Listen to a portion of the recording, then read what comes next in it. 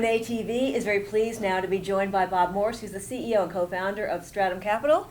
Thank you so much for being here. It's my pleasure. Happy to be here. Talk to us a little bit about Strattam and what your company does. Sure. Strattam is a private equity firm focused on business IT companies. So we have done 8 software transactions over the last 2 years. We focus on established businesses, so known products in persistent markets, usually founder-led. So these are companies with maybe 100 or a couple hundred people who are looking for a partner to help take them to the next level.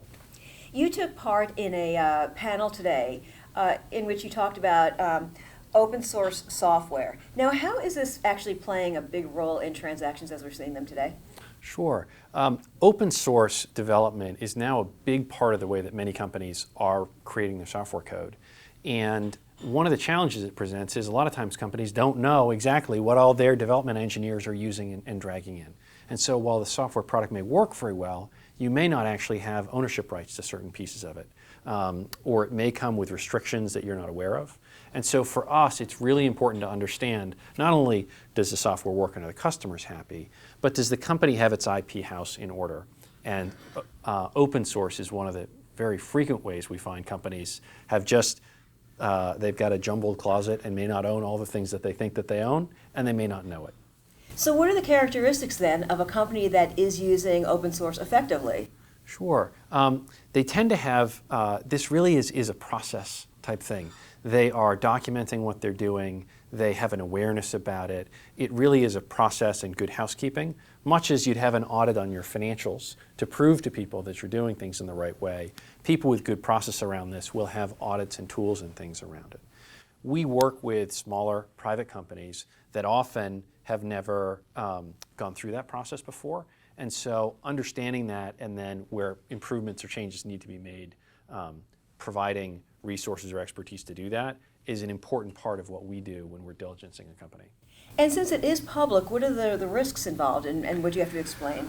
Well, I'll give 2 areas. One is many pieces of open source software code say, hey, if you incorporate this code into any product you sell, the whole product is now free, or you've got to give away all of that valuable source code. And there have been some cases where people were forced to disclose big pieces of source code or come to settlements. And so it has a big impact on the business. It also impacts the value of the company.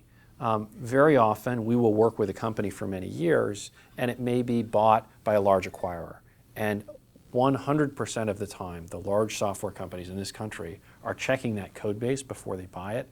And so you want to know that you've got your intellectual property house in order before a discussion with that potential strategic buyer.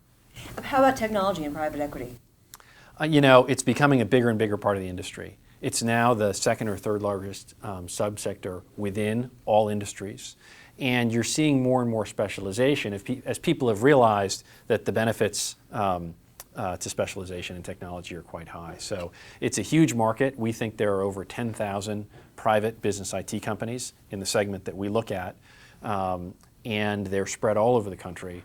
And so it really is an enormous market, and yet this question of the quality of the software code and the legal IP ownership around that is one that I think is really just emerging into the consciousness of the deal ecosystem today.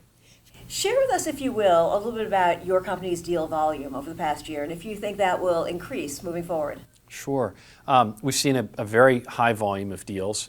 We see 120 to 130 deals a year, so 2+ a week. I think that will continue to increase.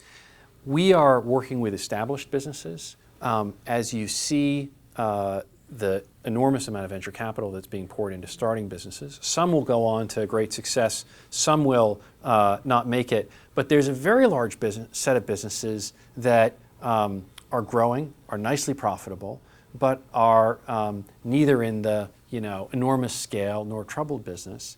And that's our universe. And we find a lot of businesses with great potential there. We spend a lot of time on the road talking with these companies. And as technology becomes a bigger and bigger part of the economy, we think there's a real role for private equity to play with these established software companies. Thank you so much for your insight today and joining us here on M&A TV. It was my pleasure. Thank you.